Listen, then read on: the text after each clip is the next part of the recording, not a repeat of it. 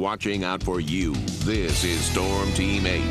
I could have washed my car nearly 3 weeks ago and it'd still be clean. That's how much lack of rain we've had around here across West Michigan, especially areas from I-96 to the south. I'll point to that in just a moment. But basically, get used to this scene on Storm Track Live radar. Just nothing showing up. We have clear skies to look forward to tonight. And here's a broad view. This is actually 1,500 square miles and hardly any rain whatsoever. A couple sprinkles in the eastern part of the Great Lakes.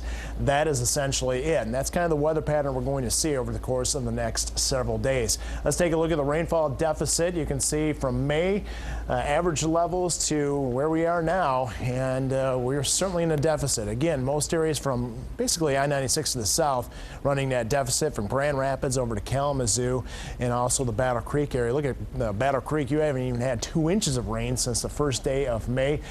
Further north, we had a couple rounds of thunderstorms roll through last week, so it hasn't been quite as bad. But overall, about 3 to 6 inches worth of rainfall deficit for most of the viewing area. Please give us some rain. It's just not in the forecast for a while. Infrared satellite radar composite, the partly cloudy skies that we had earlier today develop in inland areas. You probably saw the vertical development of those clouds. It just wasn't vertical enough to produce much rain, and that's going to be the case again tomorrow. Temperature's pretty comfortable out there, still holding in the 70s in most areas. We'll wake up to readings tomorrow morning right around 60. Very nice indeed. Area of high pressure off to our north and west will slowly drift across the Great Lakes. This is a dry weather pattern. All that unbearable heat and humidity has been pushed well to the south out ahead of this cold front.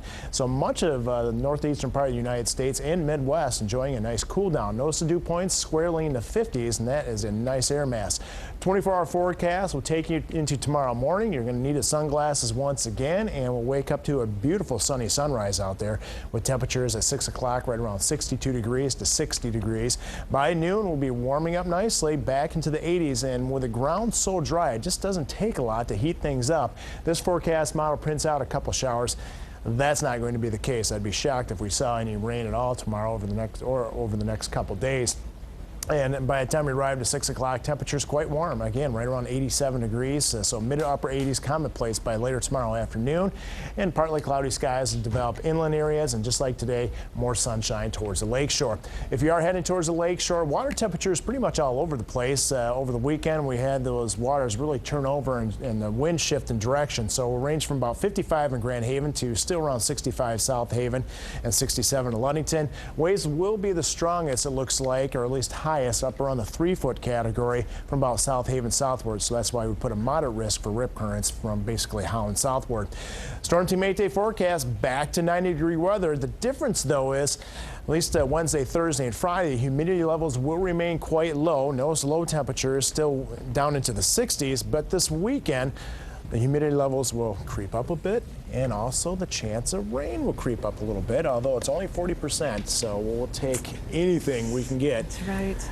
At this point. Cross our fingers. Yes. Yeah. Sue just crossed her fingers, so that'll bring up that There you 40%. go. Now I want to see you the dance. power. The rain Rain dance? Okay, Yes. I'll work on that one. I'll bring it. Thanks, Matt.